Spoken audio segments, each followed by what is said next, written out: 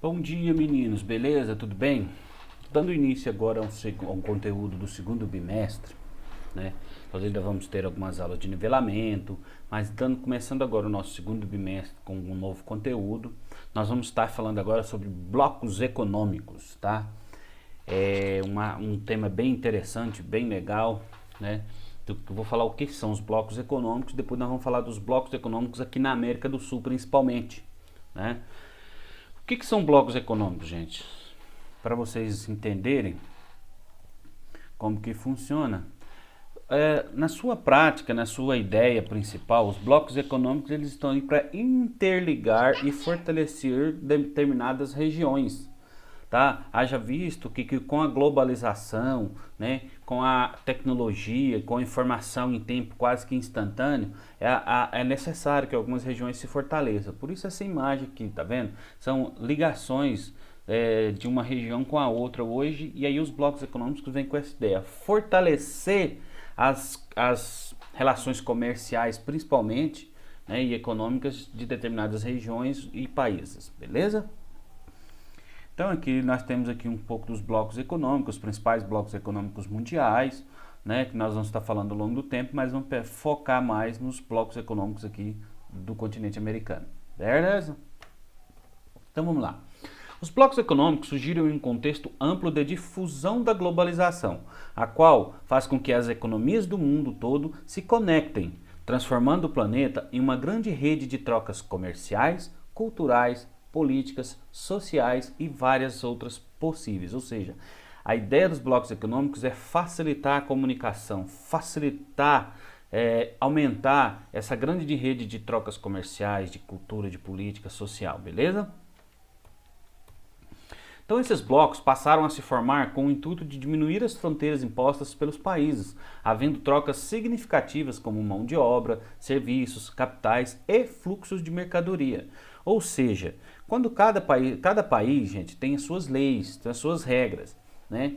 Então, muitas das vezes, produtos vindos de fora, importados, tinham dificuldades de entrar naquele país e ser consumido naquele país.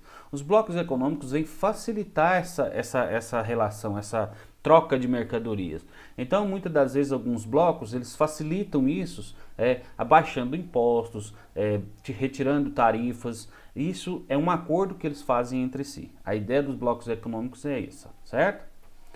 Então, além disso, também é um objetivo aumentar o produto interno bruto, que é, ou seja, o lucro das empresas e, consequentemente, os empregos nos países envolvidos. O que é o PIB, gente? O PIB é o produto interno bruto, que significa que é toda a riqueza, significa que é toda a riqueza que aquele país produz, nas empresas, nos governos, né, na iniciativa privada. Então, o que gera de riqueza num país é o produto interno bruto. É em cima dele, é com base nele que a economia vai se pautar, né, se vai gerar mais emprego, se vai faltar emprego, certo? É a economia, é o alicerce da economia, o PIB, certo? Ok? Então vamos lá. O que são blocos econômicos? Um bloco econômico ele pode ser considerado como um grande grupo de países que visam a aumentar as trocas comerciais regionais, expandindo seus dados econômicos como PIB, empregos, multinacionais no país, poder de compra da população, entre outros. Então, qual que é a ideia dos blocos econômicos? Impulsionar a economia do país, fazendo com que ela torne-se mais forte, mais consolidada, consequentemente uma população com mais poder de compra, uma população com melhor qualidade de vida. Então muitos autores chamam esses blocos de mercados regionais, em razão da restrição dos acordos à região dos países envolvidos, ou megablocos regionais, dada a grandeza de alguns, como a União Europeia, que nós vamos falar num outro conteúdo, que é quase que um país com vários países juntos. Tamanha a força da União Europeia, que é o maior bloco e o mais completo, né? Então, em um mundo cada vez mais globalizado, é natural que países queiram proteger suas economias da concorrência global. Daí a criação de blocos, principalmente blocos regionais. É uma forma de proteger também, por exemplo, de mercadorias como dos Estados Unidos e da Europa, que tem muito mais poder aquisitivo do que o Brasil, por exemplo, né? Isso porque Em muitas localidades, alguns fatores deixam a mercadoria mais atrativa a investidores, como a disponibilidade de mão de obra ou mesmo os incentivos fiscais oferecidos pelos governos.